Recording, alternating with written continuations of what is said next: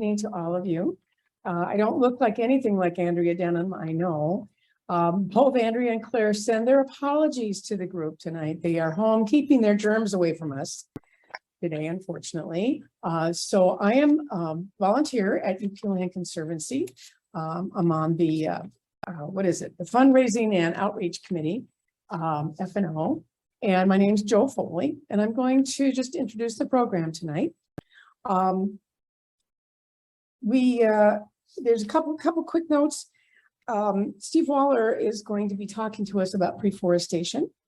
And before we start that, I want to say that the UP Land Conservancy wants to let you know that what Steve is saying is not the UP Land Conservancy's research or documentation. We are learning from this as well.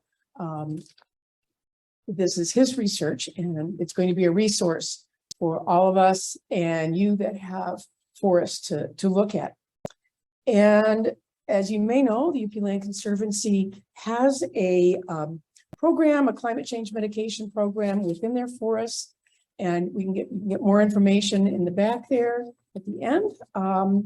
But now we'll turn to Steve. Steve has decades of experience and learning and teaching in many technologies and 40 years of experience on his own forest. And he is going to help us look at the secrets of Proforestation, which is sometimes, he says, obscure and confusing, but could be a technique that we should look at more closely. So I'm going to turn this over to Steve. And again, welcome. Hello, my name is Steve Waller.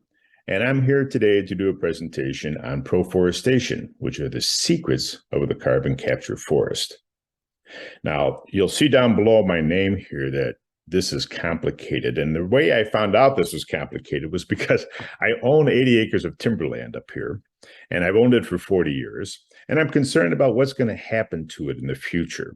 I'm retired now. I've been an environmental educator and a technical educator for the last 40 years or so. And anyway, I'm thinking about what's going to happen to my land. And so I started researching the idea of a carbon capture forest. I think that would be a high quality service that my forest could serve in the future as time goes on. So I started doing a bunch of research on this. And what I found is that there are a lot of research papers that are written, and there's a lot of information available, but there's a piece here, a piece there. They're all good pieces, but they aren't assembled into a big concept. And I'm a big picture kind of a guy. So because of my education background, I couldn't resist putting this into a package and sharing it with other people. And that's what we're going to do. So based on that, you don't really need to see me anymore. So I'm going to take and go away, and we'll just move forward with this point and take a look and see what we're going to do here. The first thing that's going to happen is that I'm going to describe the problem that we're hoping that the trees can fix. Then we're going to look at the relationship between trees and carbon dioxide, identify how and how long trees might help, define what a carbon capture forest actually is and what it looks like, and describe how you can grow one. Or even if you don't own any land, maybe you know someone who does, and you can have a discussion about this issue with them. So, how do you define forest? I'm going to ask this question multiple times because not everybody has the same concept of forest in their mind. And I'm going to show you a couple examples that may question how you define a forest. And that's something we need to look at. So let's start with the issue at hand and think about the idea of carbon dioxide. I like to start here because this is something everybody can relate to.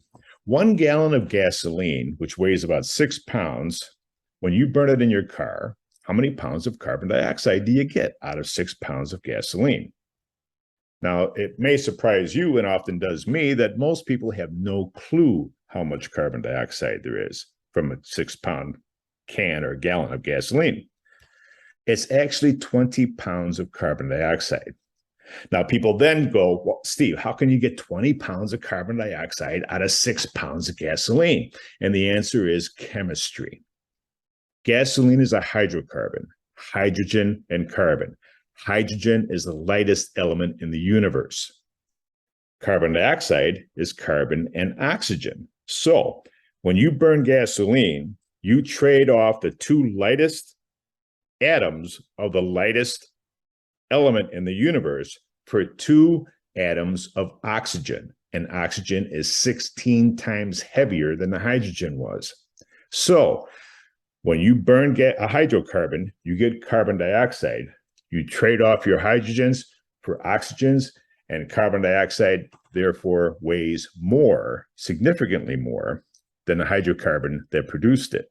So 6 pounds of gasoline yields 20 pounds of carbon dioxide, which means that if you burn 10 gallons, you produce 200 pounds. And if you burn 100 gallons, you produce 2,000 pounds or a ton of carbon dioxide. For every 100 gallons of gasoline you burn is a ton of carbon dioxide.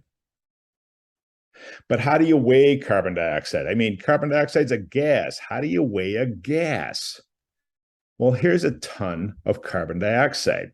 It's about 34 feet tall, a balloon, 34 feet tall, 34 feet wide. This is a ton of carbon dioxide. Now, this is at room temperature and room pressure, but I keep thinking that this little guy right down here should be able to take this big beach ball worth of carbon dioxide and flip it over the bus if he felt like it, because heck, it's just a gas. How can that possibly be a ton? So how do we know that that's a ton? Well, there's a way of checking that, or actually there's several ways. Chemists have nice complicated ways, but I'm going to take a little simpler method. Let's take a glass mug out of the home freezer, which is at 0 degrees Fahrenheit, and put it on the countertop on a hot, humid day. And what happens is the water vapor, which is a gas in the air, will condense and freeze to ice on the mug. And then you could scrape that ice off and weigh it if you wanted to find out how much gas you just then condensed onto the mug. You could actually weigh the gas. We can do the same thing with a ton of carbon dioxide. We can convert it to a solid, except we have to cool that solid to 109 degrees Fahrenheit below zero. Then carbon dioxide will shrink and freeze to solid ice. This is 10 pounds of carbon dioxide, which is also called dry ice because there's no liquid stage for carbon dioxide. It goes right from a solid right to a gas. And so when you use this in a cooler or something like that, nothing ever gets wet in the cooler because this has no liquid state. If I did that to the entire ton of carbon dioxide, that entire blue balloon of carbon dioxide, if I lowered it down to 109 degrees Fahrenheit below zero, then it would fill this box, and this box would then weigh 1 ton. So when we're talking about carbon capture, we always talk about tons of carbon dioxide. Whenever you think tons of carbon dioxide, think boxes of dry ice. So here's a graph of the atmospheric problem. This is going all the way back from the year 1750 to today, which is almost today, 2020. And you can see that in pre-industrial times, and pre-industrial is defined as before the year 1850. Here's 1850. Pre-industrial times is before the year 1850. And that level of carbon dioxide in the air, you can see the concentration gauge here, was about 278 parts per million. In 2020, it was 417 parts per million. And in 2021, it went up to 420 parts per million. And that fascinates me because we keep hearing about how we're going to improve the greenhouse gas levels in the atmosphere, but it doesn't look like it's happening. It just keeps going up. Now, there's a couple of main points I would like to show here. First is that for some reason, this part of the graph is all a zigzaggy line, and this part of the graph is all nice and smooth. And when I ask about why this is zigzaggy, apparently not everybody knows.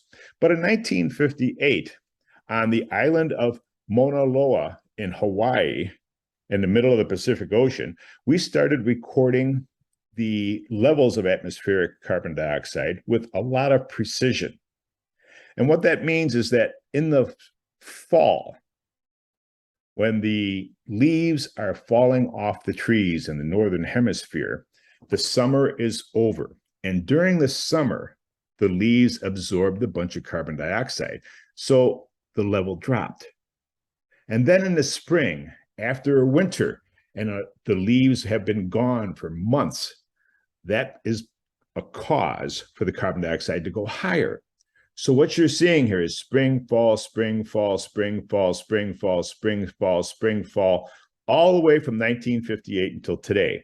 Now, before 1958, all we had was this smooth line, and we got this from ice core data. So in 2021, we are now precisely measured at 420 parts per million. And today in 2022, I think it's going to be higher again yet. What fascinates me is that all the way back, even in 1950, we were above the 300 parts per million line. In 1950, our forests and our land was already overwhelmed with carbon dioxide. It couldn't keep up. We were already on the upward climb all the way back in 1950.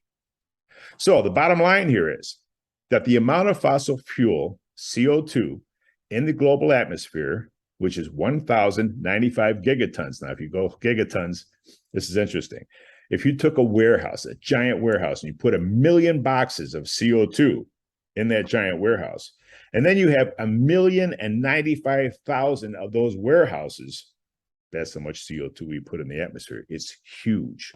And it's not decreasing, it's increasing. Here's the ice core data.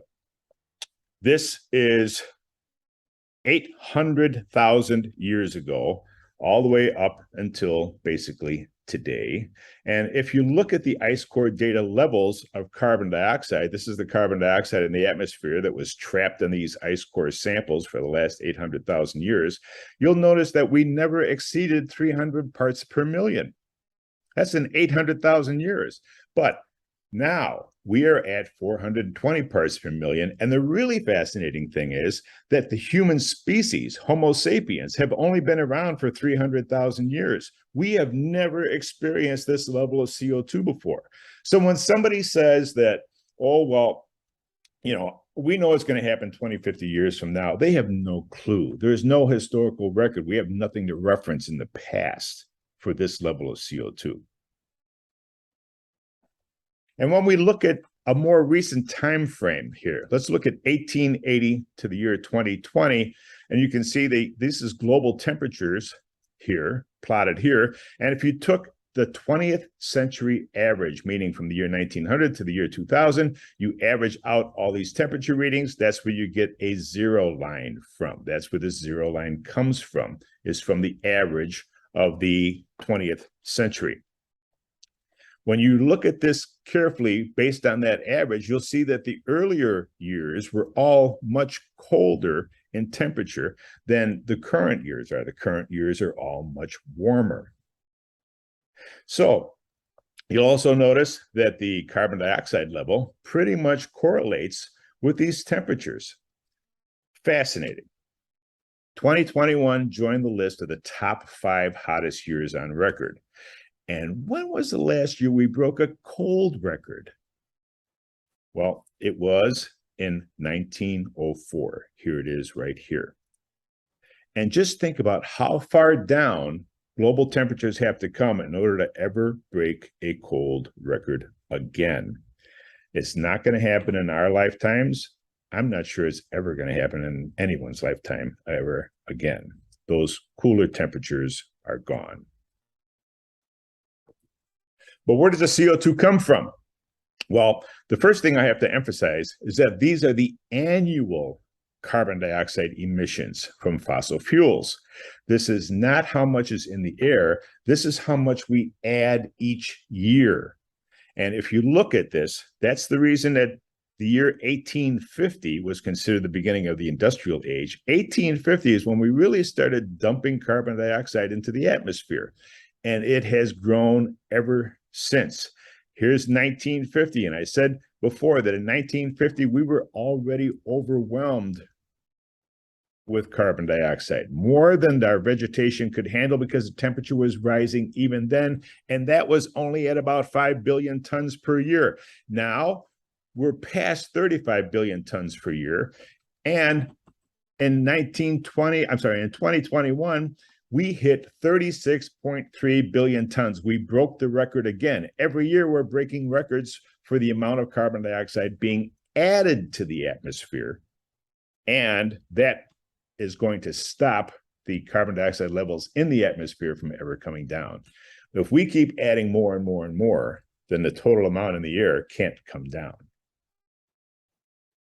The amount of carbon dioxide added is not decreasing, it's increasing, and atmospheric CO2 cannot decrease until the annual fossil emissions equals zero. And by the way, land use change is not included here, and we'll talk about land use change in a bit. In 1973, there were 50% fewer people on Earth. We were much less efficient, yet the global emissions were less than half of what they are today. And that is showing that as the population increases, the CO2 levels increase. So here we see a dip because of COVID, but we made up for it in 2021. Again, we did break that record at 36.3 billion tons. So there is a strong correlation between population and our carbon dioxide levels. And by the way, land use change is not included in this graph either. So let's take a look at the population and see what that's doing here. I'm going to switch over to, this is the United States Census population clock. And this is a really good thing to be aware of. You can go here, it's online, it's a freebie thing. What you see is that in the United States, there's one birth every 9 seconds. There's one death every 12 seconds. That means the birth rate exceeds the death rate, which means the population is going to increase. There's one migrant every 2 minutes. And so if you tally them all up, and this is really convenient, if you can't tally them all up, you come up to one new person in the United States every 26 seconds. And I did the math for you. By doing the math, by seeing every 26 seconds, what you find is that you wind up at the end of the year with 1.2 million more people in the United States. So with 1.2 million more people in the United States, well, that is the population of Dallas, Texas, or pretty close to the population of Dallas, Texas. That means that this year we have to build another Dallas, Texas to accommodate this population. And last year we had to build a Dallas, Texas. And next year we're going to have to build another Dallas, Texas. That means all the homes are going to have to be built, all the transportation is going to have to be provided, all the fuel is going to have to be provided. They're going to want to heat their home. They're going to want electricity. They're going to want roads. They're going to want places to work. 1.2 million people per year is the rate that the United States population is increasing. And that's going to make it really hard to decrease the amount of carbon dioxide that we're putting into the air. But that's just the United States, 1.2 million people. Look what the world is doing. This is zooming up, and I did the calculation here to save you the bother, but this is zooming up, and it's expected to hit 8 billion by November of this year. And at this rate of increase, they're adding 80 million people per year to the world. So this is going to make it harder for everyone to reduce their carbon dioxide levels, because we need to find ways of having a modern, comfortable life without burning fossil fuels. And all these new people are going to want to have that life. All right, let's go back to the other issue at hand here. Where did it come from?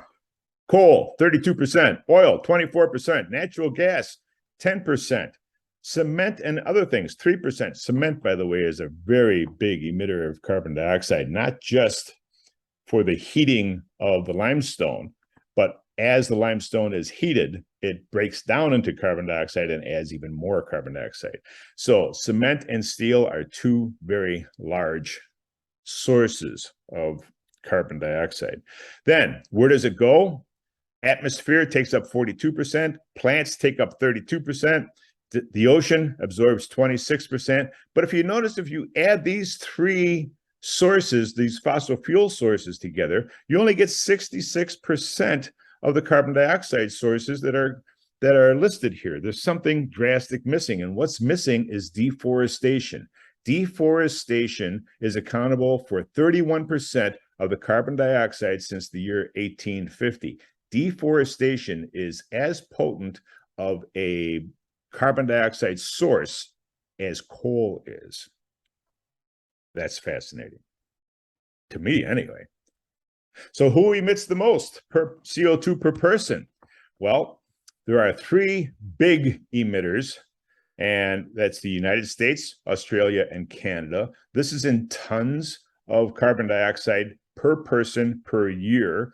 And these looks like we're about all equal. These three countries are about equal, but that's not really true because the United States has 10 times as many people as Canada has. Every time Canada emits 15 tons, the United States emits 150 tons. And we have 13 times the population of Australia. So every time that Australia emits 15 tons, the United States emits 200 tons. So the United States is a big factor. And the point here is that A, we're responsible for most of the CO2 in the air. B, we're still responsible for most of the CO2 in the air. And we have the biggest impact on a per person basis. Now, what's also interesting is that there are other industrial countries that are like Japan and Germany. They are doing a very good, healthy lifestyle at half of the CO2 that we are. And the International Panel on Climate Change says that we should be down here, but I don't know of anybody who wants to live in an India or Brazilian lifestyle from the United States lifestyle. So what are Americans willing to do? Are we willing to accept higher gasoline prices or rationing to discourage use? Well, the prices have been going up, and you can see people have not been very happy about it. They're not going to do that willingly, so that's a problem. Should they refuse to ride in low mile per gallon vehicles? And I did this program for some college students, and I'm saying, this is a movement that the young people could do. They could take and start saying that if somebody drives up with a vehicle and says, yeah, we'll take my car, and then everyone looks at that car and says, well, that's a real gas guzzler. Let's not take your car. Let's take one that's more efficient. That's a movement that could happen. They could buy plug-in electric vehicles. And in fact, in the West Coast, electric vehicles are very common. In the Midwest here, and I own an electric vehicle, so I pay attention to it, they're very few and far between. This is a cultural thing. So this has to change. We have to go to electric vehicles. There's no two ways about it. And you can buy Nissan Leafs very inexpensively if you're just going to buzz around town. But other cars, and there's a lot of other electric cars available, and people should think about that and look at it and order them now because they take a long time to get. Should we reinstate the national maximum speed limit? And I also did this for the college students because they have no clue this happened before they were born. It was in a provision of the federal 1974 Emergency Conservation Act. It prohibited speed limits higher than 55 miles per hour. And this was the case from 1974 to 1995 for 21 years. The national speed limit was 55 miles per hour. I don't know if that would ever pass Congress today. It did pass Congress back in 1974. It saved a lot of gasoline. And by the way, it saved a lot of lives too. But I don't know if we would ever do that again today. Stop recreational gas burning. Recreational gas burning, gas-powered boats of all kinds, jet skis, ATVs, snowmobiles. I did this section in the college class, and then I said, you guys probably think I'm out to ruin all your fun. And actually, I heard the class say, yeah, you are. But I'm not. I'm just trying to stop adding so much CO2 into the air. So here's another thing that could be cut back on tremendously, but it's not. It's increasing. Airline travel is increasing right now. The airlines have a lot of flights going out. So I know people who have been flying from here in the Midwest to California to go to a birthday party, or flying from the Midwest to Florida in the wintertime to go lay on the beach for 2 days and turn around and come home. That's a lot of fuel for a very minor activity that could really be curtailed. We need to install commercial renewables and energy infrastructure in the neighborhood. And I've been involved with renewable energy classes. I taught wind and solar power classes at the university here for a couple of years. And I was also involved in some of the activities trying to get wind farms or solar farms installed. And one of the common phrases I hear is, look, I'm all in favor of renewable energy, but just not here, somewhere else. And so they stop projects that could be easily created because they just don't want to see them near them. Also, private residents should have renewable energy installed, and this should even be a code issue. Yes, we should do it ourselves, but by code, this should be required. Then install solar in all government buildings. I don't know why not. Live in a smaller, more efficient home and install heat pumps. And if you don't know what heat pumps are, look it up. They are air conditioners that can run either way. You either take the heat out of the building and put it outside, or you take the heat from outside and put it into the building. That's what a heat pump does. And proudly live with less energy. Because if nothing changes, nothing will change. All right, so what are our CO2 options? 26% of the CO2 goes in the ocean. We can't increase the ocean. If the CO2 level goes up in the air, 26% is going to go to 27. Oh, I'm sorry, it's going to be 26% of a bigger pot. And therefore, all we can do is increase the concentration in the ocean. Same thing for the air. We can't increase the atmosphere. The air will just have to absorb more carbon dioxide. And 32% is absorbed on land, mostly by forest trees. But we can drastically improve the quantity and quality of forests. That's why so much emphasis is placed on trees. So for the last 20 years, I've been teaching a class called Reading the Woods. And one of the things that I do actually early, this is kind of like a walk and talk thing, or an indoor-outdoor kind of thing. We start indoors, I step outside, I walk over to a relatively large tree. I put my hand on the tree, and you can see me here with my hand on the tree for this group of people. And I say, you know, this is a pretty big tree. I'll bet you this tree weighs 12,000 pounds. I'll bet it does. And, you know, there was a time when there was no tree here, and now there's 12,000 pounds of tree here. Where did the 12,000 pounds come from? That's the question I ask. Where did the 12,000 pounds come from? And here's the first answer that I get.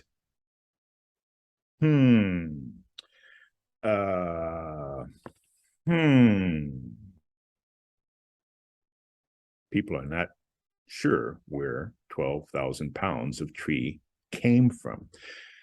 That's the first answer I get. The second answer I get is from the ground. And then I say, well, if 12,000 pounds came from the ground, there should be a hole in the ground. And there isn't. So it didn't come from the ground. Well, now everyone's really confused. And they think some more. And then they say, from a seed? And I go, well, the seed weighs less than a fraction of an ounce. So it didn't come from the seed. Where did 12,000 pounds come from? And eventually, somebody finally says, photosynthesis. And then I say, okay, carbon dioxide goes in, oxygen comes out, sun is shining. That's nice. Where did 12,000 pounds come from? Well, let's take a look at photosynthesis in a little more detail. There are 6 molecules of carbon dioxide from the air, 12 molecules of water from the ground, and sunlight. That's what photosynthesis consists of. That's what you're seeing on this graphic over here. All right, Lego time. I use Legos to try and illustrate some points that are actually quite complicated, but this really simplifies this a lot. So first we have 6 carbon dioxide modules, and that's what you see are 6 molecules of carbon dioxide. The black is carbon, the whites are oxygen. All right. So we have carbon and 2 oxygens, CO2, and that is carbon dioxide. Then we have 12 water molecules. So water is H2O. These light blue Legos are hydrogen. There's hydrogen 1, hydrogen 2, and an oxygen, H2O. So we have 12 water molecules, 6 carbon dioxide molecules, and of course, we need sunlight. And now we have sunlight and carbon dioxide and water. We have just about everything we need. So here's the total. We have 24 hydrogen atoms, 6 carbon atoms, and 24 oxygen atoms. Now let's see what happens. First thing is, the water loses all 24 hydrogen atoms. They all come off the water. Then the water gets merged, the remaining oxygen gets merged together to make O2, and that is exhausted into the air as plant waste. The plant only wants the hydrogen. It doesn't want the oxygen, so it dumps the O2 into the air. We breathe plant waste. That's how photosynthesis works. So once that oxygen is out of the way, the hydrogen atoms get energized with sunlight. That's the sunlight component of this whole process. And with the help of a tiny little bit of fertilizer, and we're talking a tiny bit, it's temporarily there only, with that help, it tears the carbon dioxide to pieces and then slowly reassembles, actually it's quickly, reassembles the pieces to make glucose. One glucose molecule comes from all that carbon dioxide, and 6 water molecules get created from the carbon dioxide. That 6 water molecules then goes somewhere else in the plant and is used one way or another, or the water gets transpired into the air through the leaf. So once you have the glucose is the ingredient that is used to make fructose. So if you add a bunch of glucoses together, by the way, it's the same glucose that runs through your veins right now. That's what's giving you the energy to watch this program, is the glucose that's in your veins, which you got from your food. And the food was from a plant, and the plant created it from carbon dioxide. But the plant takes that glucose molecule and combines them together to make fructose. And if it adds more glucose to the fructose, you get sucrose. And if you add more glucose to the sucrose, you get the starches like wheats and corn and things like that. And if you add more glucose to the starches, you get cellulose, and cellulose is how it builds the cell walls of the plant. So this allows the plant to grow. And if you add more glucose to the cellulose, you get lignin. And if you have lignin, you have wood. And that is how a tree is made. That is where the wood came from. Trees don't just absorb carbon dioxide. They are carbon dioxide and sunlight with just a hint of water. And that's why the water sometimes is forgotten. But the water is critical for that hydrogen part of this whole process. So carbon dioxide comes in, water comes in, sunlight breaks everything all up and reconfigures everything. Oxygen is emitted, and the plant grows because of photosynthesis. Trees are carbon dioxide, water, and sunlight. Trees are made from air. Cold converts carbon dioxide to dry ice. Photosynthesis converts it to wood. Now, here's a question, a secret that how much carbon dioxide does a tree absorb? All right, so here I have 3.5 pounds of green wood. It's red oak. Red oak contains about 75% moisture content, which is 1.5 pounds of water. Now, when I say 75% moisture content, what moisture content is in wood is comparing the weight of the water in the wood to the weight of dry wood with no water in it. So you could have 100% moisture content if the water in the wood weighs as much as the dry wood does. If they're equal, then it's called 100% moisture content. Red oak happens to be about 75% moisture content. So we're in a 3.5 pound piece of wood, and there's a 12-inch ruler there to give you an idea of the size of a 3.5 pound piece of wood of red oak. There's about 24 ounces of water in that piece of wood, which is a lot of water. But if I took that water out, then you'd have 2 pounds of dry wood remaining. And of those 2 pounds, one of those pounds is going to be all the oxygen and the hydrogen and all the miscellaneous stuff that's in the wood. The other half of the wood is pure carbon. 50% of dry wood is pure carbon. Now, I didn't say carbon dioxide. It came from carbon dioxide, but it's carbon. And you're probably saying, well, then why isn't the wood gray if there's that much carbon in the wood? And as well, you're going to go talk to a chemist about that, because I can't answer for the question. I can't answer the question of why the color is what it is. All I know is that half of the wood is carbon. 3.5 pounds of green wood with the water in it. 3.5 pounds of green wood, that includes the water, right, includes 1 pound of pure black carbon. There's kind of a representation here. You can see 50% carbon, 42% oxygen, 6% hydrogen, 1% like nitrogen, which is 1%, and then 1% of things like minerals and a couple of other fertilizer things. But 50% is pure black carbon. So now, how much carbon dioxide was absorbed to make 3.5 pounds of green wood? Another way of looking at this that people don't often look at. So this is one of the secrets that we have here.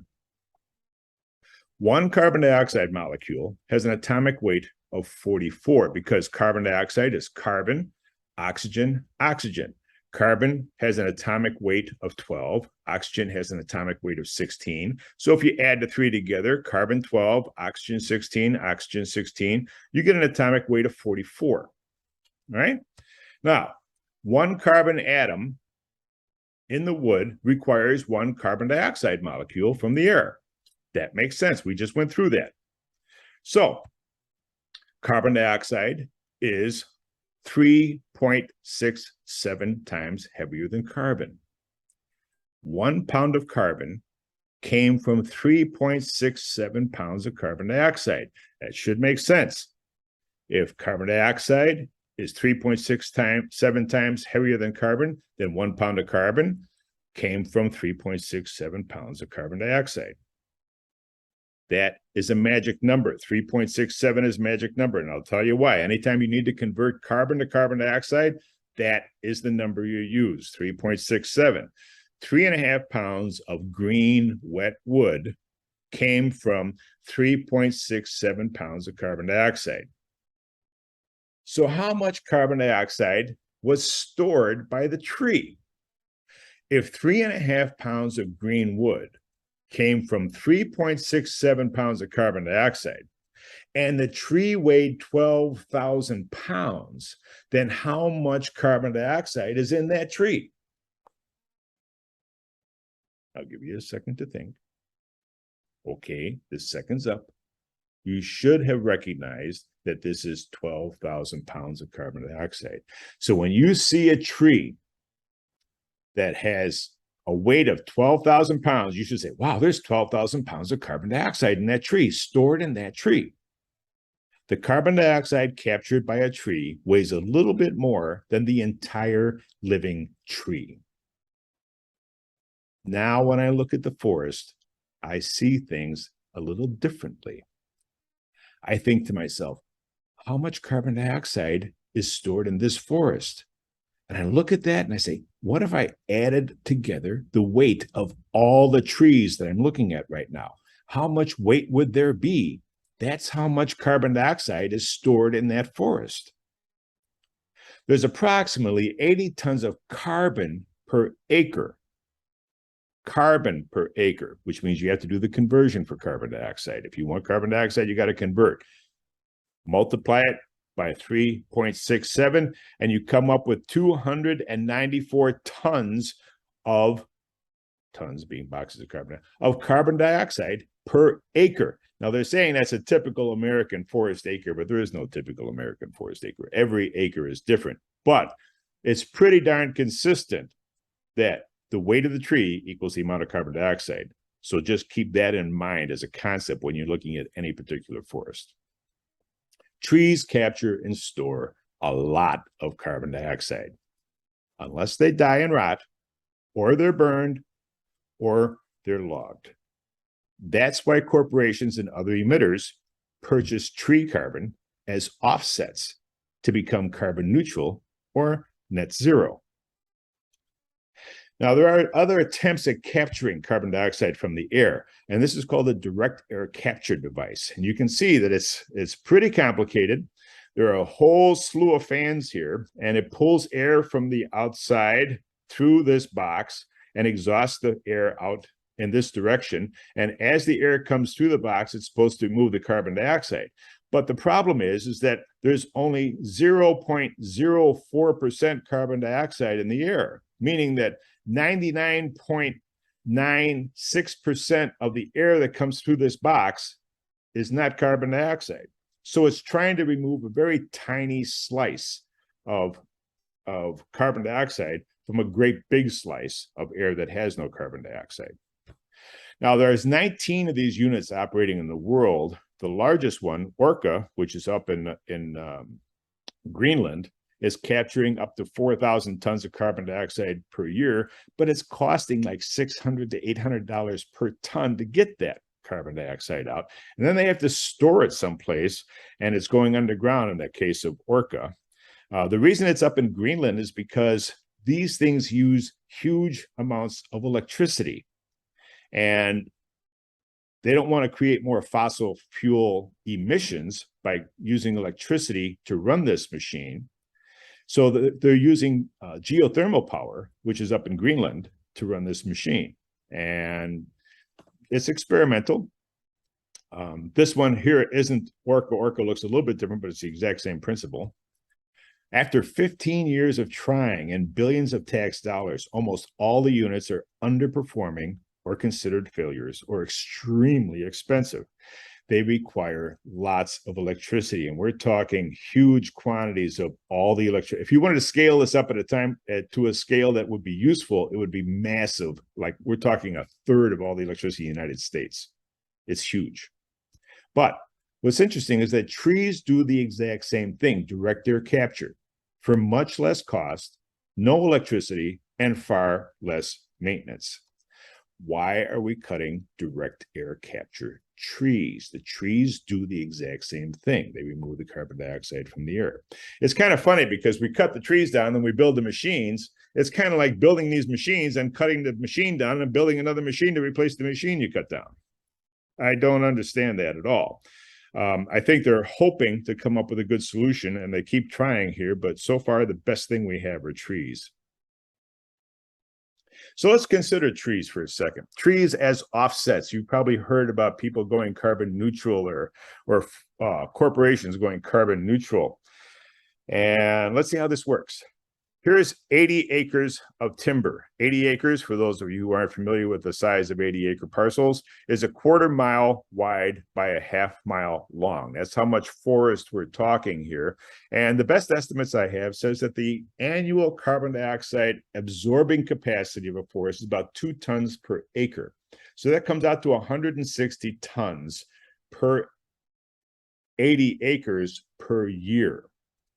Now, we know trees come from carbon dioxide. Well, it just happens to be that family X has 10 people, and each of those 10 people emits about 16 tons of carbon dioxide per year. And family X, and we got a couple aunts and uncles in there, but it comes out to 10 people, 160 tons per year. And they burn gas. The emissions come out of the tailpipe. Where does it go? They don't know. They have a furnace in their house. Carbon dioxide comes out of the chimney. Where does it go? They don't know. They use electricity. The power plant makes carbon dioxide. Where does that carbon? They don't know. It just happens to come over to this particular forest and gets absorbed into these trees. Now, that's been going on for the last 100 years. Family X has been creating carbon dioxide, and that carbon dioxide has been absorbed by these trees. In fact, these trees are basically made of family X's carbon dioxide. Now, along comes family Y. This is my family. We also make carbon dioxide because we live in a carbon dioxide intense society, and that's the way we live our lives. And therefore, we emit carbon dioxide, 160 tons also, my family does. including aunts and uncles and cousins and all this kind of 10 people. But if you notice that we're green, we're a green family. We don't want our carbon dioxide lingering in the air and causing the planet to warm. We want our carbon dioxide to be absorbed and disappear and go someplace. But the forest is already full of family X's carbon dioxide. So out of frustration, we said, well, we're not going to let this be. We have 160 tons floating around in the air of our carbon dioxide. That's no good. So we buy the 80 acres of land, and then we take and eject family X from ever putting any more in so that ours can now be absorbed by that forest. The only problem is there's still 160 tons of carbon dioxide in the air. It just changed ownership. Now, instead of family X being neutral, my family is neutral, but there's still 160 tons of carbon dioxide in the air. Now, along comes Corporation Z. Corporation Z also puts 160 tons of carbon dioxide into the air. And the Securities Exchange Commission wants to know if these corporations are doing anything about climate change. And so they need to find some place to stash that carbon dioxide so it's not in the air anymore. Now, currently, there's 320 tons of carbon dioxide in the air, but Corporation Z is trying to find some way to be carbon neutral. So they contact me and they say, Steve, we'll pay you. We'll pay you to take our carbon dioxide. And apparently, my family is not as green as we thought. We decided, fine, we'll take the money and we evict ourselves from our own land and we absorb that corporate carbon dioxide instead. But notice there's still 320 tons in the air. It's just Corporation Z can claim to be neutral now. Now, if that weren't enough, a couple years later, the loggers send me things in the mail or they come and visit my house and they say, Steve, you got plenty of trees here. They will grow back. You could make a lot of money if you just cash in on your trees. And I say, okay, more money. I'll take it. And they will grow back. So I'm not too worried about that. So I clear cut. Now, when I clear cut, now there's lots of ways of cutting trees, and you don't always have to clear cut, but I'm trying to get the basic principles here of how forest and carbon dioxide is related. So let's take a clear cut. And if we clear cut, the funny part is that everyone's carbon dioxide from the past returns to the air. That means that 100 years of family X's carbon dioxide, 6 years of our carbon dioxide, and 2 years of Corporation Z's carbon dioxide goes back into the air. Now you're going to say, well, does it go back in the air? And I'm going to tell you basically, yes. And we'll take a look at that in a little more detail in just a second here. But that means we've got like 17,280 tons of carbon dioxide went back in the air because I clear cut 80 acres of land. That's 17,000 tons. All right. If Corporation Z wants to offset their land, they can't just pay a forest owner to capture new carbon in the forest and be carbon neutral. They have to do something that is called additional, meaning they can't use an existing forest that has no differences that are going to happen in the near future.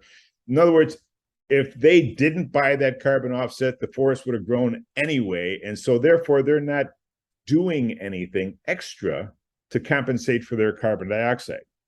But if they invest in a solar array or a wind farm, and that solar array or wind farm prevents other carbon dioxide from being emitted, then they can say they're carbon neutral, and that could work. The other option for them is to say, look, we're not going to use any fossil fuel anymore. Now, Corporation Z is going to go 100% electric from renewable energy sources. We're going to buy renewable energy sources, and then they are net zero. Now, if they go net zero, that would be wonderful, but there's an additional offset option, and that is planting new trees. But I have to warn you, 1 acre of solar panels, 1 acre of solar panels is as effective as 1,000 acres of forest offsets. Just keep that in mind. Planting trees does create additional carbon sinks, meaning absorbing carbon out of the atmosphere, and can offset new carbon dioxide. Organizations are planting trees all over the world, but without planning and maintenance, many projects fail and become what are called phantom forests. I'll give you an example of that. Here is a nice group of people saving the world. They're planting little seedlings here, and you can see one there and one here. And everybody looks like they're happy and having fun, except for this kid. I don't understand. That person is a little scary, and so I'm going to avoid that. But anyway, the rest of the kids are looking like they're having a good time. And they will then go home that night feeling like they've achieved something and they're making the world a better place. And while they're sleeping in bed, the bunny rabbits are going to come by and possibly chew these twigs right to the ground. Or maybe the deer will come by and chew the tops off of these things or tear them out of the ground, or who knows what. Or maybe raspberries will sprout up in all this grass and overtake the slower growing trees and shade them out and kill them. Or maybe they're the wrong trees for that environment. Or maybe after 25 years, they get cut down and are used for something else. And so they're not really doing any work anymore. Or maybe a disease comes by and hits them and knocks them out. And that's how you get phantom forests. So even though people are planting forests without planning and maintenance, the projects will fail. And there are many examples around the world of that already right now. But it feels really good. It's important to recognize the realities of the effort, though. Afforestation, which is planting trees where there were none before, is called afforestation. Afforestation starts with seeds or seedlings. And so I went into the kitchen and I pulled out the kitchen scale and I set it on the counter and I put a cup on top of the kitchen scale so that I can weigh whatever I put in the cup. Then I took a typical seedling. This would be about the size of a seedling that you would plant if you were planting trees. And I weighed it. And this one weighed about 1 ounce. And now that we know that the weight of a green tree is about the same as the weight of the carbon dioxide that made the tree, then we know that there's about 1 ounce of carbon dioxide in this seedling. There's 16 ounces to a pound. There's 2,000 pounds to a ton. So it takes 32,000 seedlings to capture 1 ton of carbon dioxide. 1 ton. Now, 32,000 seedlings capture 1 ton of carbon dioxide, and each seedling takes up 25 square yards of growing space, and that means we planted them about 5 yards apart. Then 32,000 seedlings need 165 acres of land for just 1 ton of carbon dioxide. If you want to capture 1 American's annual 16 tons of carbon dioxide with seedlings, you need 512,000 seedlings planted on 2,640 acres of land. So let's try oaks instead. Well, actually, it's worse. Here's a 2-year-old oak. I took it from my land here. It's a 2-year-old oak seedling. And by the way, I even left the leaves on it, trying to make it a little bit, a little heavier, but it didn't help a whole lot. It's only 0.3 of 1 ounce. I need 106,000 of these things to capture 1 ton. 25 square yards for 106,000 seedlings is 550 acres for 1 ton. And if I want to do 1 American, I need 1.7 million oak trees on 8,800 acres of land. Seedlings need to grow for like 20 years before they can even begin to be effective at carbon capture. And you remember that 3.5 pounds of wood that I was showing you before? You know, it's about, maybe 3.5 inches in diameter. And, you know, it was a piece of foot tall, is where I was showing you that the carbon, the tree is like half carbon. That was a 20-year-old tree. And it was only like 3.5, 4 inches in diameter. So it doesn't have a lot of weight even yet after 20 years. The forest's biggest trees store the most carbon dioxide. A 100-foot, 100-year red oak tree stores 15,340 pounds of carbon dioxide, and that is similar to 3,000 10-foot tall red oaks. Conclusion: Reducing deforestation is a more effective strategy for carbon dioxide storage than planting new trees. The best time to plant a tree was 20 years ago. The next best time is now. So yes, planting trees is important, but the big trees are where everything is going to happen. So let's talk about forest management and logging and deforestation and reforestation. And any of the pictures that you see here, with the exception of one, I'll tell you which one. Any picture that you see here that has snow on it is a picture I took locally this last winter. And so there's snow in this picture that I took this one last winter. And because of where I live, there are logging trucks moving all the time. Logging is happening constantly by me. And so I've got a very good firsthand experience with a lot of this. And I talk to loggers and I talk to people who are log lands and whatever. But logging turns trees into a source of income. It pays land taxes.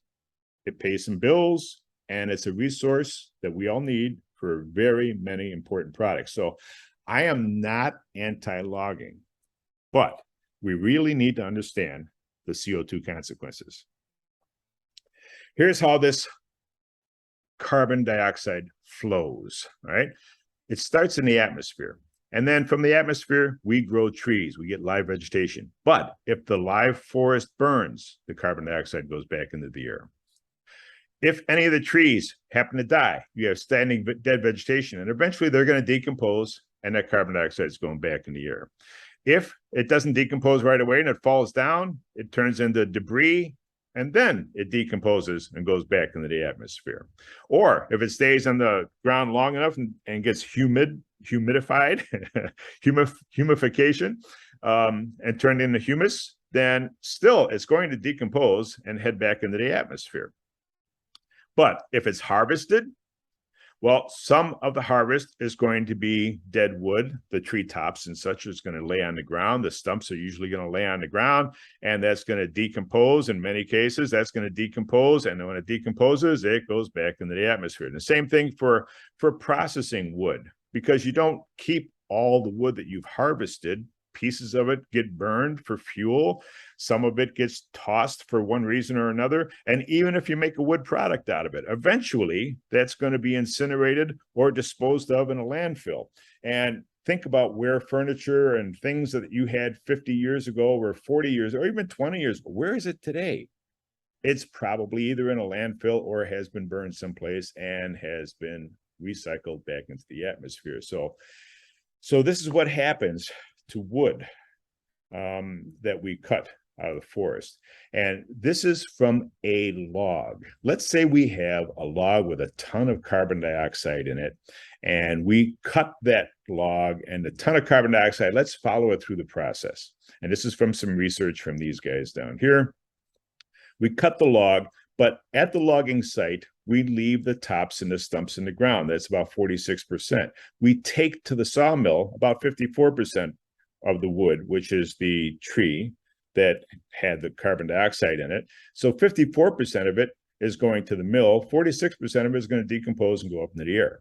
When it gets to the mill, those logs are round, but what we buy is squared off lumber. And so the logs are sliced and chipped and planed and all that. And a lot of times the sawmills will burn the wood debris from the milling process to create heat. Like if you want kiln dried wood, well, something has to create heat inside the kiln in order to dry the wood, and usually that's wood chips. So now we're down to 32% of the original 100%.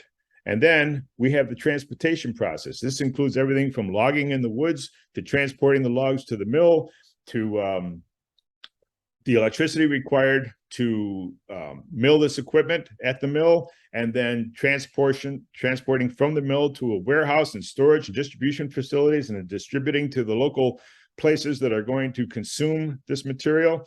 And that consumes another 17% of the carbon dioxide in this live tree. And so the net carbon stored is only 15% out of the entire 100% of the tree. And what else is interesting is that wood products mitigate or compensate for less than 1% of global carbon emissions. So when people says, well, we can store wood in products, the trouble is that we store the products as wood for too short of a period of time, and not enough of the wood actually gets turned into a final product.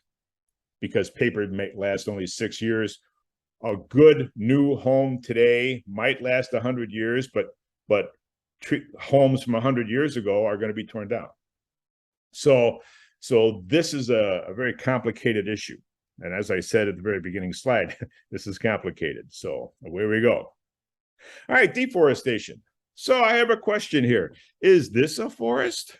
And what I think you'll be surprised to learn is that most definitions of forest say that as long as you have 10% tree cover with trees that are or can be at least 15 feet tall, it's considered a forest. So in many jurisdictions, or most jurisdictions, this would still be considered a forest, even though it has just been logged. You can see how the stumps here and various stumps all over the place. Even though it's just been logged, because of what has been standing here, it could still be considered a forest. Deforestation. That's the removal of a forest or a stand of trees from land that is then converted to non-forest use. Now, this is one of the photos that I didn't take last year. I got this from some other source, but these are just burning slash piles, and you can see this is all debris from logging operations, and they're just burning this, and that carbon dioxide is going up into the air, as we mentioned before. So our planet loses about 70,000 square kilometers of forested area every year, not just in the distant rainforest, but in the United States too.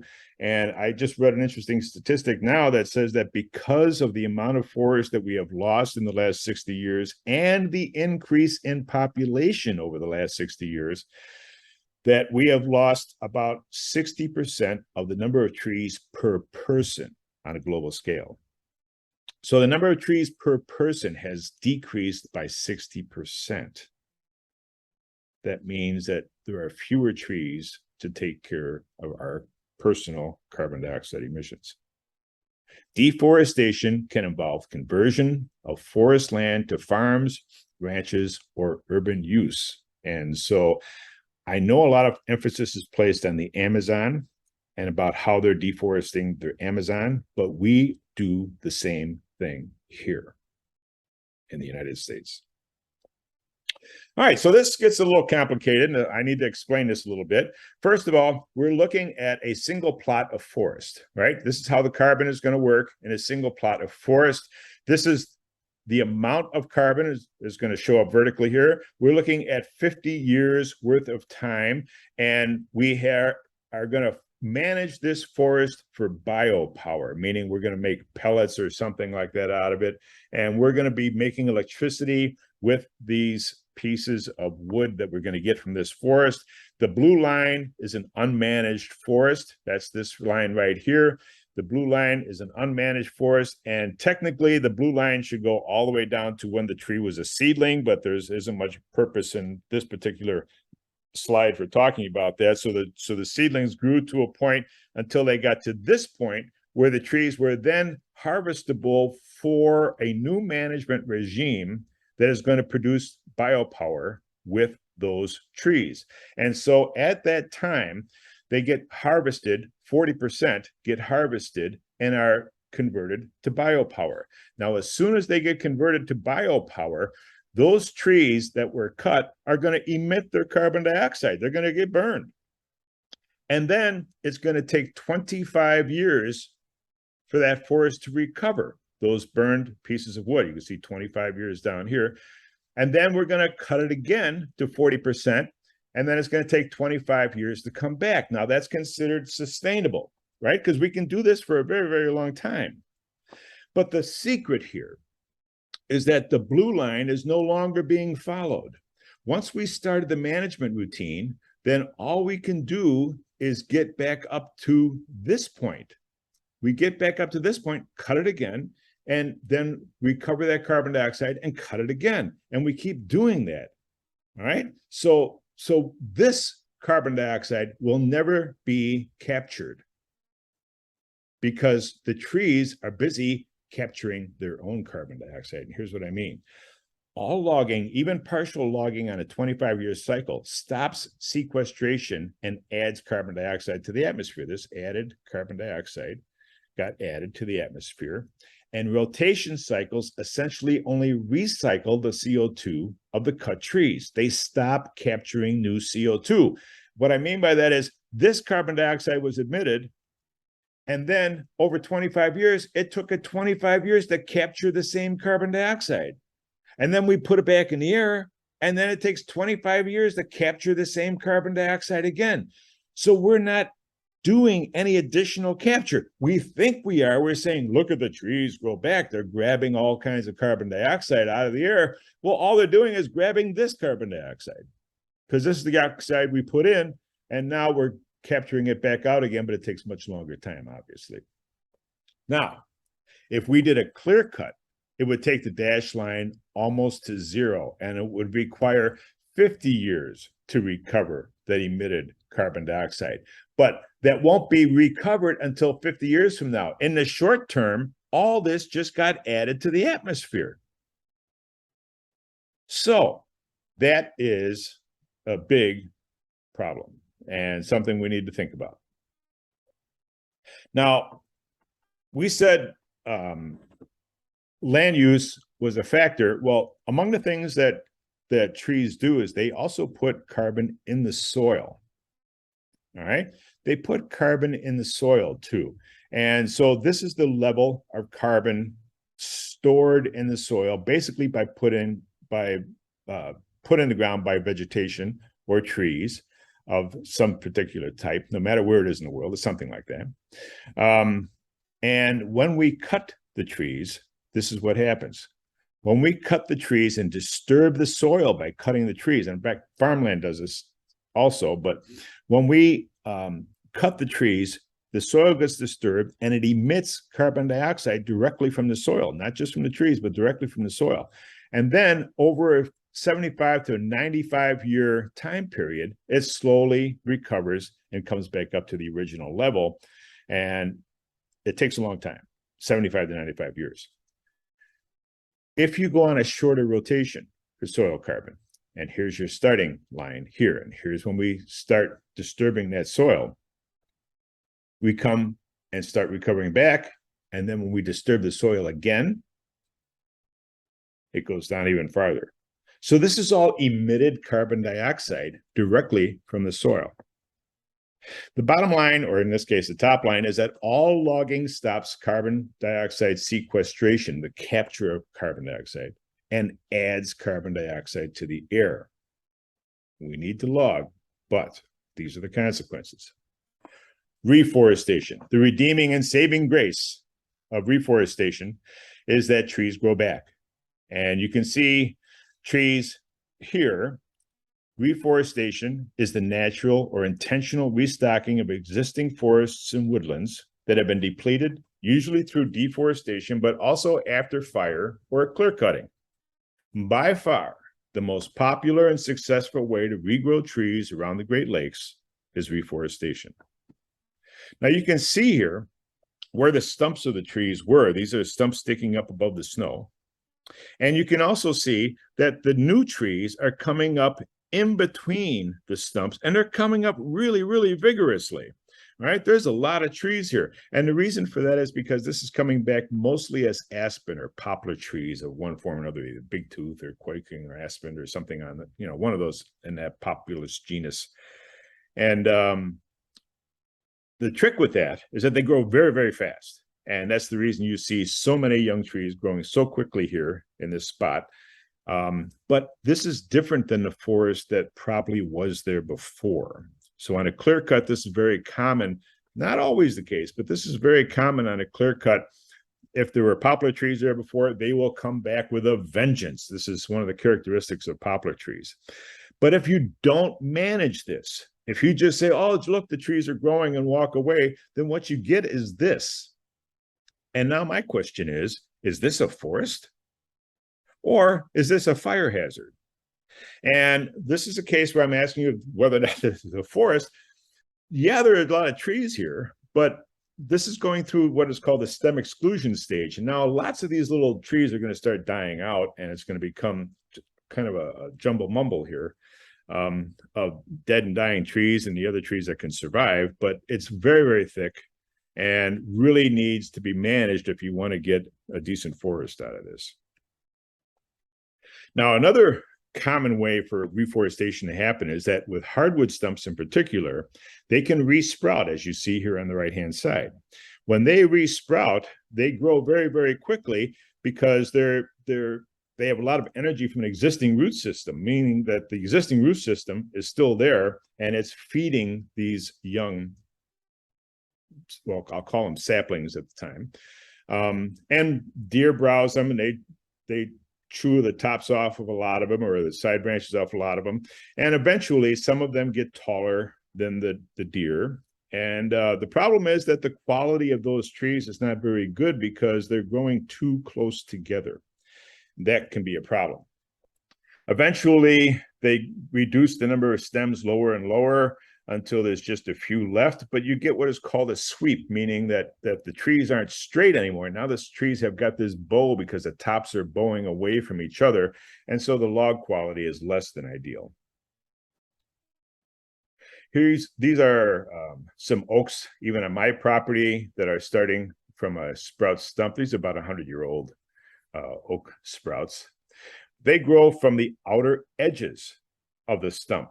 And you'll notice that anytime you see a stump sprouting new trees, you've cut the tree and there's sprouts showing up. They're coming from the outer edges. So if you take a look at the centers of the sprouts, you can tell how old the original tree was. And in this case, the original tree was over 2 feet in diameter. The stump is as old as the original tree, plus the age of the sprouts. So if a 2-foot diameter tree used to be there, let's say that was 100 years old or 150 years old, and then we have 100-year-old sprouts on top of it, that means that stump is really 350 years old. And I don't even call these, I was struggling for the word of sprouts, because I don't call them sprouts anymore. I call these branches on a very short tree.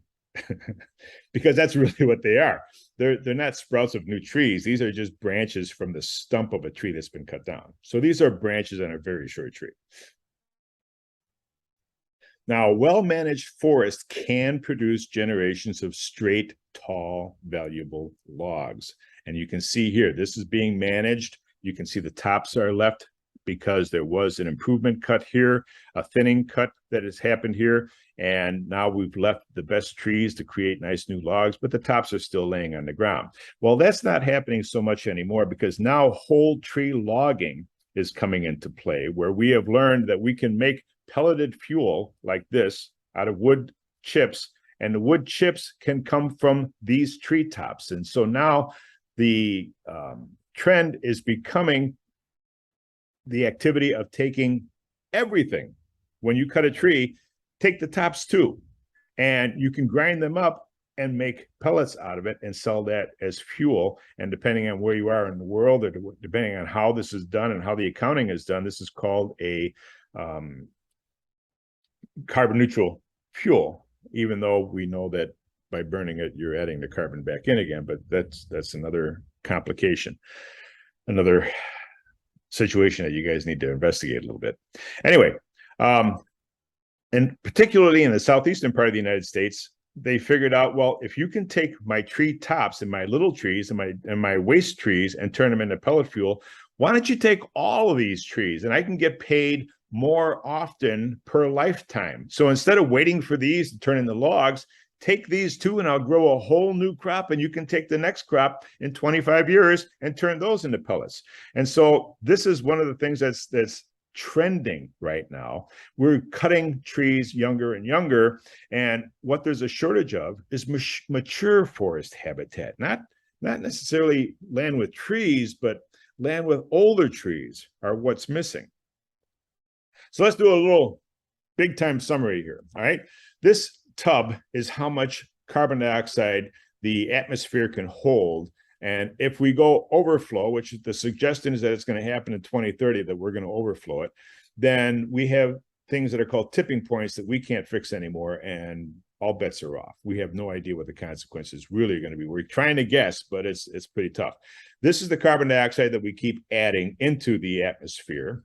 And what we have is a new fossil fuel is continuously being added, and that raises the carbon dioxide levels.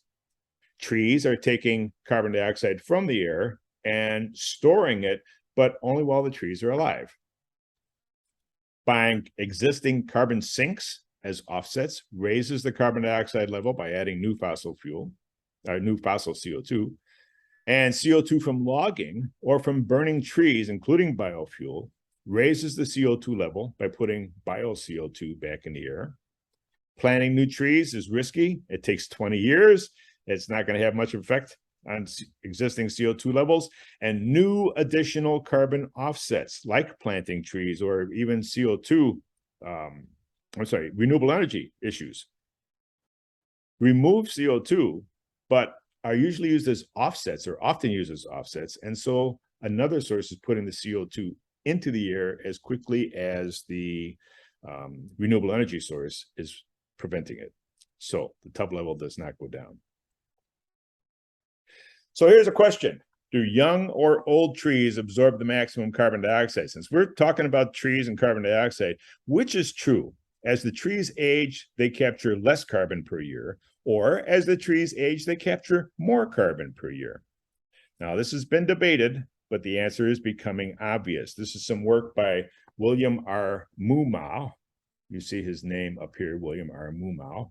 And he's done a lot of research trying to answer this very question. And what he's found is that the circumference of a pine, let's say pine number 58, and that's what we're looking at here, what happened over 50-year epochs, meaning the first 50 years, second 50 years, third 50 years. So in circumference, the tree gains a lot of circumference. This is the diameter breast height, 4.5 feet above the ground. When you try and put your arm around a tree there, how big around is that tree? And it gains that circumference in the first 50 years by quite a bit. And then the second 50 years, it's still gaining, but it slows down. In the third 50 years, it's still gaining, but again, slows down a little bit. Well, the same thing goes for height. This is the height of that pine. And the first 50 years, it gains a lot of height. And then it slows down, and then the height continues to slow down. And for the next one, it gains height, but more slowly. The difference comes in, though, when you talk about volume, the weight of the tree. When you talk about the weight of the tree, the first 50 years, it gains some weight, but the second 50 years, it gains more weight. And the third 50 years, from 100 to 150 years of age, in this particular case, it gains the most weight of all of the three. So how?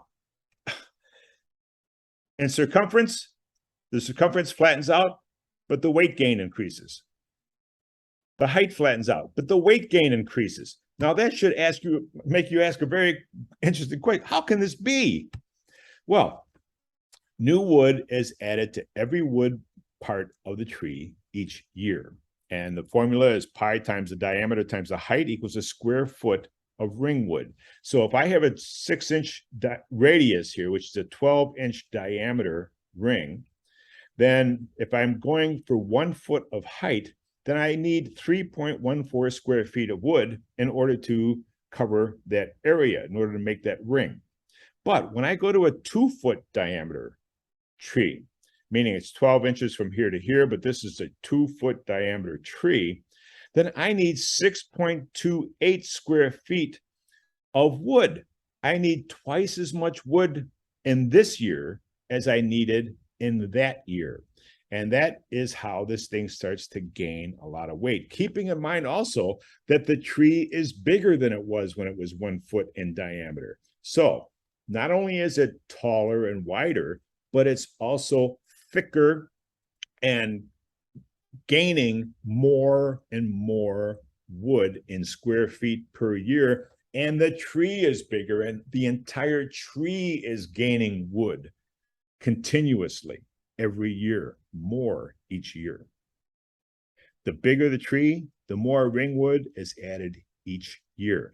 The volume, the captured CO2 increases even as the growth rate in diameter and height slows down. Young lumber trees have thin, wispy branches competing for sunlight because we want all that wood to be in the main trunk, and we don't want a lot of side branches. So we grow so just the tops get exposed to sunlight. But a carbon capture tree has thick branches and roots for storing carbon dioxide. It's kind of like having 50 young trees, like here's a young tree, here's a young tree, here's a young tree, here's a young tree, here's another one, here's a young tree, there's 2 young trees there, here's some trees here. It's like having 50 young trees combined into one tree, all condensed into one spot. And if you think a little farther about this, remember all those seedlings we were planting, thousands of seedlings? Look at the tips of the trees.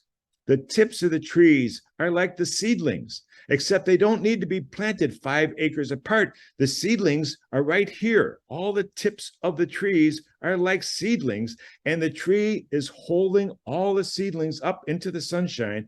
And those seedlings, instead of waiting for 20 years, those seedlings collectively are able to capture carbon dioxide and store it in these bigger branches immediately every year. And so there's a big advantage there. Now, when you take a look at the weight of a 1-foot section, the weight of a 1-foot section, and this is based on an average diameter of 12 and 24 and 36 inches. Let's take a look at red oak. The weight, the green weight, again, green weight, which is comparable to the weight of carbon dioxide that's in the tree. The green weight per cubic foot of red oak is 63 pounds per cubic foot. If you have a 12-inch log that's 1 foot tall, 12 inches diameter, it weighs about 50 pounds. When you go to 2 feet in diameter, it's not twice the weight, it is 4 times the weight. And when you go to 36 inches, it's not 3 times the weight of a 12-inch one, it is almost 10 times heavier. That is huge.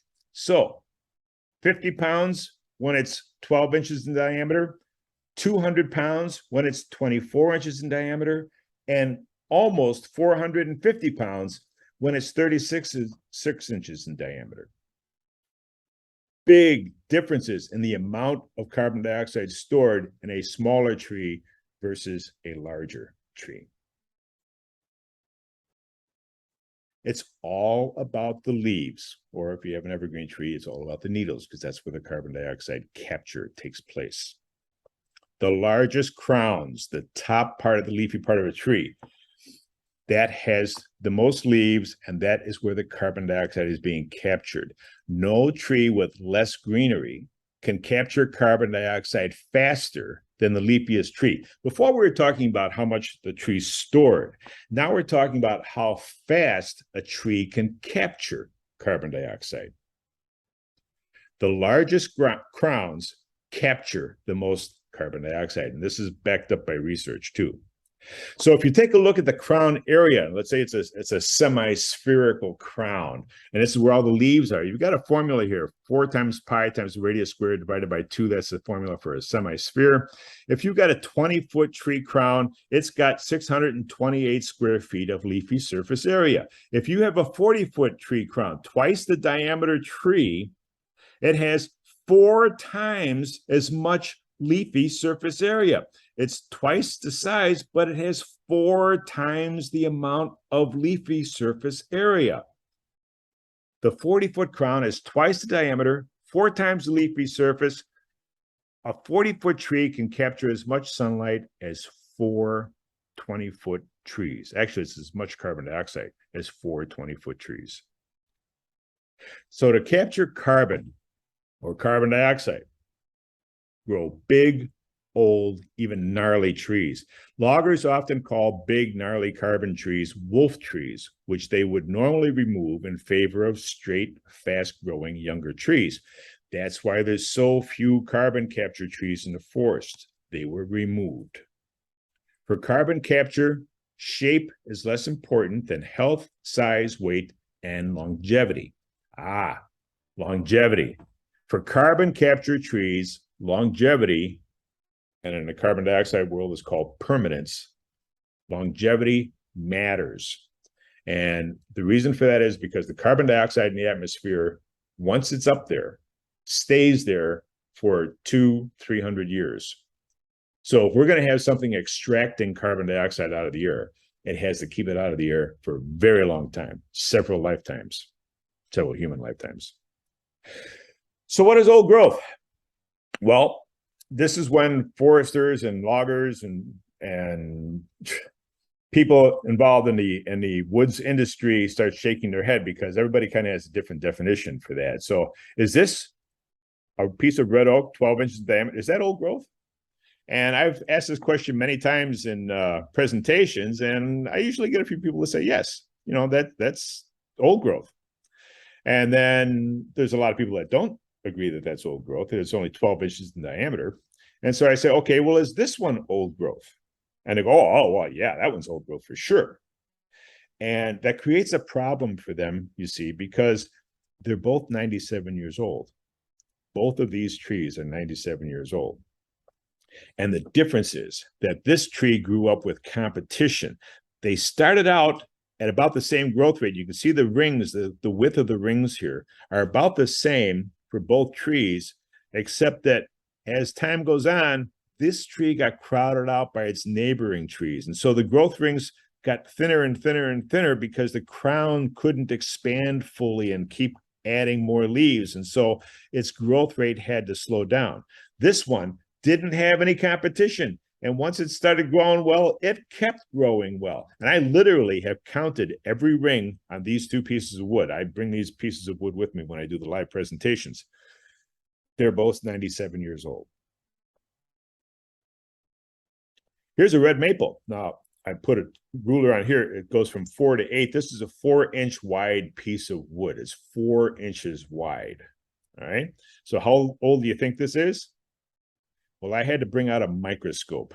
It's 75 years old. It's 4 inches wide, 75 years old. And in contrast, here is one of the fastest growing trees in the world. This tree, if you look at from 2 to 10 here, is 8 inches in diameter. It is 5 years old. It's called the Empress tree. It's Paulownia tomentosa. It's from China. It's an invasive species in the United States now, in many states, because it grows so darn fast. 1, 2, 3, 4, 5 years old. That's as old as this tree is, but it's 8 inches in diameter. So you can't use tree diameter as a gauge of how old the trees are. You can't. And it's a very common mistake, because people will find, let's say, a cottonwood tree growing down near a wetland or a river or something like that, or even in a city lot, and this thing will be 3.5, 4 feet in diameter, but cottonwood grows really, really fast, and it might only be a 75-year-old or a 65-year-old tree. Yet they think it's like 300 or 400. You know, it's from the earliest days of society, and it's not true at all. So you can't use tree diameter as a gauge, because if the tree is crowded, it will slow down and grow much more slowly. And if the tree is given the room it needs, it will grow very quickly, put out lots of leaves, capture a lot of carbon dioxide, and make a lot of wood. So the state of Michigan has a definition for old growth. And I want you to notice something here. The state of Michigan has an old growth definition, but it is area of forest. It doesn't say the size of a tree. It says an area of forest that has few or no signs of human disturbance and that exhibits unique ecological features related to age, composition, and associated structure. So it breaks it down into 2 categories. Type 1 old growth is 3 acres or more in size, that's never been logged and has old growth characteristics. Type 2 old growth is 20 acres or more in size, that has had minor cutting, but it hasn't eliminated any of the major canopy species and remains or never lost the original elements of old growth structure and functions. And so now we need to know what old growth structure and functions are. They tend to have large trees, notice no inches mentioned, large trees, standing dead trees, multi-layered canopies with gaps that result from the deaths of individual trees, and there's coarse woody debris on the forest floor. So this is controversial, but this is actually a pretty good definition for old growth. This is old growth. Here we have old trees You can see behind them, there's some openings here. You can see dead material laying on the ground. And here's another one here. There's some more dead material here. And so this would be old growth, and I don't think anybody would argue with that. But the big trees are what dominates this, except that these other features are required also, besides just big trees. Now, old growth was everywhere in 1620. And then by the time the Europeans started moving into the eastern part of the United States, as much of it was the United States at that time, we started thinning those forests down quite a bit. By 1926, there wasn't all that much forest, or I should say old growth forest left. And this is about when my land was cut, was right around 1926. And I can tell you that because I'm a ring counter. When I cut trees, I count backwards to find out how long that tree's been growing. And it looks like my land was logged around 1920. And in 1990, almost all the old growth is usually in preserves and parks, or they'll build a fence around some old trees, or they'll put a boardwalk in there so you don't disturb the root systems, and everything's pretty much locked up, and there's very few places where you still have old growth anymore. So almost all this has been refreshed. Now, I happen to have a booklet from February of 1928. And this is from the United States Department of Agriculture. The purpose of the booklet was trying to encourage people to keep forest land productive and produce full timber crops. Now, the big issue that's in this booklet, because I read it, is that they were trying to suppress fires because the logging tops, the tops of trees that were logged were just left laying on the ground in many cases. And it would burn and burn and burn and burn. This would happen so often that these areas were getting burned to the point where they couldn't recover as well as they should. This is when they started building those fire towers, and they had fire watches, and Smokey the Bear was starting to make his appearance and all this sort of thing, trying to control the amount of old growth that they had, and trying to grow new forests, because the effort wasn't being made before. It was basically cut the trees and move on to a better area. Now they're talking about trying to create a forest that can continuously produce trees. And they've done a pretty good job. The population then was over 120, I should say, it was 120 million people. And that fascinates me because that's 1/3 of today's population. But all this work of removing from here to here was basically done with horses and oxen and two-man buck saws and axes. And notice it wasn't big mechanized operation, but even with this smaller, by a 2/3 smaller population than what we have today, we were able to drastically reduce the amount of forest, and particularly of old growth, that we had. So how long do trees live? Can we count on them to hold the carbon dioxide as long as we need them to hold it? Now, this is a white pine forest from the Menominee Forest in Wisconsin. This is circa about 1890. And yes, this guy's standing behind the trees, but these are big old white pines. And a study from the Western Upper Peninsula of Michigan and Northeastern Wisconsin found that the average age at the death for old growth canopy trees, these are the big trees that help us recognize old growth territory, is that for sugar maple it was 216 years. That was average. And for hemlock it was 301 years. That was average. But many old growth trees are more than 100 years older than the average, so the trees can last a really long time. A quote from that study says that old growth probably doesn't occur on these UP Wisconsin sites until the stand has an age of about 180 to 250 years. Most people have never seen old growth forest, and this is Hermansville, Michigan, just west of Escanaba, in the year 1892. And you can see that a lot of trees came down. You look at the size of the stumps. These were big trees. Look at the size on the sled. These are big trees. And that means that we had very large trees here. The trees could grow to massive sizes here if we let them. Hardwood forests of the eastern United States can develop old growth characteristics in 150 to 500 years. So what is the age limit for trees? Permanence. Again, I brought that term up once before. Permanence. How long can the trees capture and store carbon? A white cedar now dead, on South Manitou Island in Michigan, this is just not that far from Traverse City out in Lake Michigan, was over 900 years old. It's dead now, though.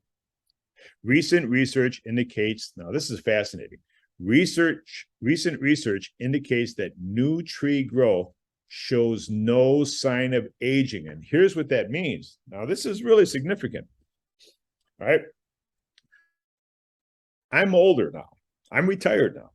You can kind of tell just by looking at my face. My hair is still growing, but it has this beautiful white color now that it never had before. My skin is still being refreshed regularly, but it has this wonderful tissue paper thinness that I never had before when I was younger. And you can tell just by looking at me that I'm older now, right? But what the research is finding is that the tips of the trees, and trees grow from the tips of the branches, the new growth on the tips of the trees is identical to the new growth on a seedling. New tree growth has no signs of aging. It looks as though they can live a really, really, really long time because the new growth is like a new tree on the tip. It's like a seedling. What ends tree life are tree hazards.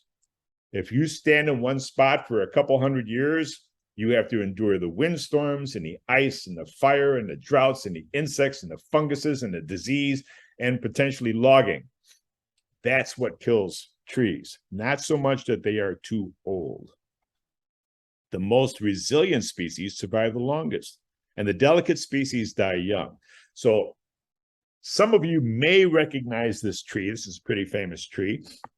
This is in the east coast of California. I know it doesn't look like much of a tree, but this greenery right here is part of this tree. And so this is a bristlecone pine. It's in eastern California in the White Mountains, not that far from Nevada. And you can see the habitat back here is pretty harsh. You can see that this tree used to be a lot bigger, but it has endured many years of windstorms and sand, and it looks like it's just kind of sandblasted. The wind must be coming from this direction, and the greenery is on the wind-free side or wind-freer side. But this tree has got a name. It's called Methuselah, named after the oldest character in the Old Testament Bible, who is like 900 and something years old. But that's kind of a joke compared to this tree, because this tree is 4,853 years old. It is the oldest seed-sourced tree in the world, because there are trees that are older. There's a tree called Pando in Utah, that is really a poplar tree that has been spreading underground for, the estimate is about 80,000 years. But for a seed source single tree, non-clonal is what they call it. This is the oldest one in the world right now. It's 4,853 years old. So what's the age limit? Well, carbon captured trees have to live longer than your great-great-grandchildren. And this is a beautiful wife standing next to my beautiful, not mine, but a beautiful white ash tree. This is a lovely ash tree, and this is growing in an urban parking lot. And so it's a great tree. Now, the only problem is that there are new threats that are putting our old trees at risk. And if you looked right here, you probably can't see it very well, but if they're right there, there's this tag, and this tag says EAB 2019. That means it was treated for emerald ash borers, because this is a white ash. This was treated for emerald ash borers in 2019. And if you're curious about what emerald ash borers can do, this is what happens underneath the bark. And a lot of people don't know this, but the only part of a tree that's really alive is the outermost ring called the cambium layer. It's not really one of the rings, but it's what makes the rings. It's the cambium layer of the tree. So you should think about trees as a hollow tube of living tissue with a bunch of plumbing on the inside, because that's basically what they are. But the emerald ash borers take, and this is the inside of the bark here, the emerald ash borers chew away that layer. And because it chews away that layer, then the liquid flows don't happen so well here as they should. And all the sugar doesn't get transferred the way it's supposed to. And so the tree dies. And that's what's killing the emerald ash borers. Now, we also have beech bark fungus working on beech trees, and we have hemlock woolly elkid attacking the hemlock trees, and we got oak wilt coming in on the oak trees. And so now, how long can we grow these trees? That's a really good question, because we're making it much more difficult. And on top of that, we also have a temperature factor, because a lot of research has been done as to what trees are going to change their behavior, or I should say, what trees are going to change their populations based on temperature change. And we're going to lose a lot of our northernmost trees and gain southern trees in our area over time, simply because the climate is going to change and make that transition for us. Lying deadwood and snags. Now, carbon capture forests can look kind of messy, as you can see here, lying dead wood. But if it's still wood, it's still captured CO2. No, that captured CO2, that CO2 is still in that wood. And if it ever rots or it gets removed and cleaned up and made to look nicer, then where's that carbon dioxide going to go?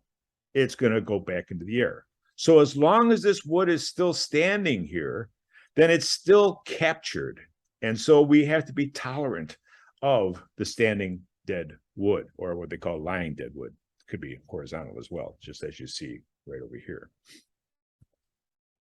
Eliminating it adds that carbon dioxide to the air, and snags, which are standing dead trees like this one, this is a snag right here, are stored carbon dioxide, but they're also habitats for wildlife. And you'll notice that right away. You'll find these are the ones that have been pecked open for the pileated woodpeckers eating carpenter ants in there, or other birds making a nest in there, and other animals, not just birds. Flying squirrels will be in the dead trees. And anyway, mature forests are less likely to burn intensely, and that's another big secret.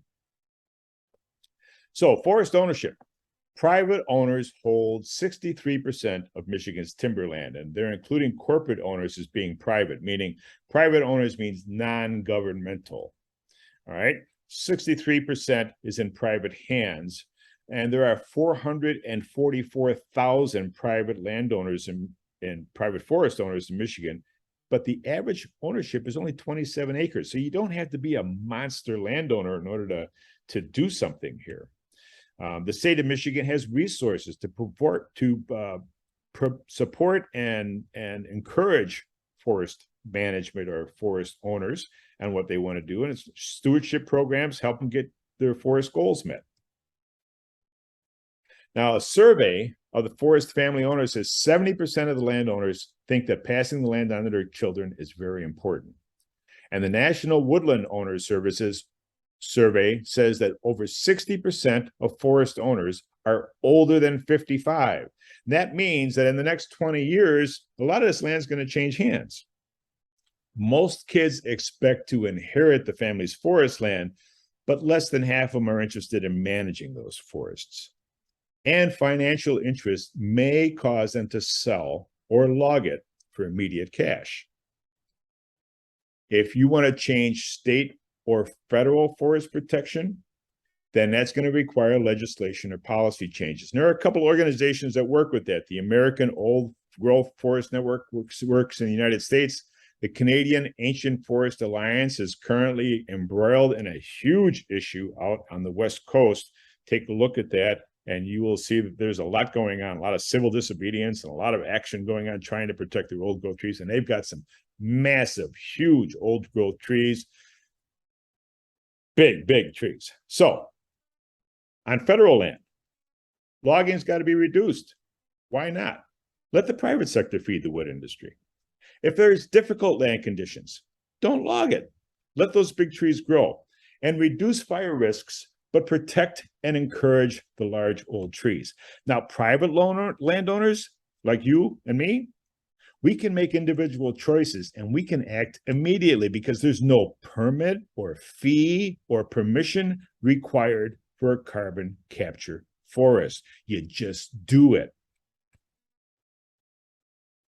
Start at any time, trees of any size, even seedlings, but big leafy existing trees give you a 100-year jump start. The goal is to capture and hold the maximum amount of carbon dioxide for the longest time. And for a lumber forest, consider taking the big trees out of the lumber cycle. Also, favor the species that tolerate a changing climate, and there's research papers available on that, about which trees are going to survive our changing climate because they have to last for hundreds of years. And also let them go, let them grow, because the big trees are going to do the most help in the carbon dioxide world. You do a timber stand improvement with the goal of growing big leafy trees forever. And remember those two pieces of red oak that I had? One was, they were both 97 years old. One had a lot of competition, the other one didn't. So if you minimize the amount of competition for your biggest trees, they will continue to add lots of wood, which is captured carbon dioxide. So a timber stand improvement can help free or release those trees and let them expand and grow more leaves.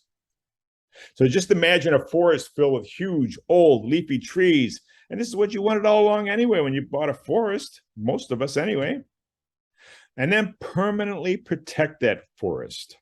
So you have to protect the forest for the longest time, in hundreds of years, beyond your lifetime. Now, some people need the revenue. They're going to keep logging. Some land is suited well for lumber to get in and get out and not cause a whole lot of damage. And other land is more difficult to log, and so that's better suited as a carbon capture forest. Some people don't really need the money. They just like the forest. So set it aside and protect it. Some people don't have anyone to leave their forest to when they die. Well, then why not set it aside and protect it and make a carbon forest out of it?